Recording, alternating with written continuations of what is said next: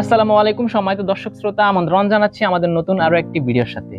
আমার পাশে ভিউ দেখে আপনারা ভাবতেছেন আমি হয়তো বিদেশের কোনো একটা জায়গায় বসে আছি, আসলে কিন্তু না। আমি এখন বসে আছি নোয়াখালীর বিখ্যাত রাজপ্রাসাদ এমন একটি বাড়ির সামনে, যেটা আপনাদেরকে দেখাবো এবং দেখার পর আপনারা হয়তো প্রশ্ন করতে পারেন ভাই, এটা কি আদৌ বাংলাদেশে তৈরি সম্ভব? হ্যাঁ দর্শক শ্রোতা, আমি বসে আছি নোয়াখালী কোম্পানিগঞ্জ বসুরহাট থেকে সাপড়াশিহাট যাওয়ার মাঝপথেই কিন্তু এই বাড়িটি পড়ে।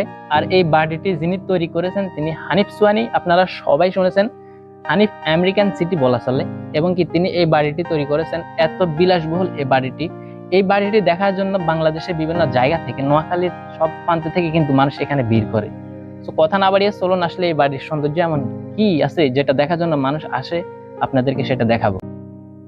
আমরা এখন আছি বাড়ির ঠিক পিছন পাশে। আপনারা সবাই অবগত, হানিফ আমেরিকান সিটি, ওরা সবাই কিন্তু সপরিবারে আমেরিকাতে থাকে। বেশ কয়েক মাস আগেও এখানে কিন্তু তার বড় ছেলে উপজেলা নির্বাচন করার জন্য কিন্তু বাংলাদেশে আসে, তারপর কিন্তু আবার ফিরে যায়। তবে একটা জিনিস নোটিস করলাম এই বাড়িতে আসার পর, পরিষ্কার পরিচ্ছন্নতা এই কাজটি যেন এখন একদমই নেই। আগে যেমনটা সৌন্দর্য ছিল এই বাড়িটি, ডিজাইন সবকিছুই ঠিকঠাক আছে, বাট কেমন শেওলা হয়ে আছে, নোংরা হয়ে আছে। তবে আগের মতো ওই পরিষ্কার পরিচ্ছন্নতা এখন আর নেই।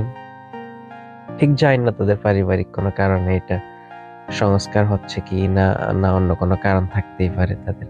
তো যাই হোক, আমরা এখন আছি বাড়িটি ঠিক অপোজিট পাশে। এখন আমরা ধীরে ধীরে সামনের দিকে যাচ্ছি। তবে এখানে দেখে বুঝতেছেন আসলে অনেক বড় একটি বাড়ি, রাজপ্রাসাদ বললেই চলে। আর এখানে কিন্তু জনসাধারণের জন্য একদম উন্মুক্ত নয়, মাঝে মাঝে উন্মুক্ত করে দেওয়া হয়। এটা সামনের সাইড, আর এটা সামনে, এটা হচ্ছে গেট। এই গেট দিয়ে কিন্তু মানুষ ভিতরে প্রবেশ করে। যদি আমরা সামনে দিয়ে আসিনি, গেট বন্ধ থাকার কারণে আমরা পিছন দিয়ে আসছিলাম ঘরের। তো তাজমহলের মতো করে কিন্তু এখানে করে রাখা হয়েছে। দেখতে কিন্তু মানুষের মন কাড়া একটা দৃশ্য বলা চলে, সুন্দর করে একদম লক্ষ লক্ষ টাকা খরচ করে। আর এটা হচ্ছে মেইন বাড়ি। আসলে ডিজাইনটা জাস্ট অসাধারণ, মনে হচ্ছে বিদেশে কোনো এক বাড়ি।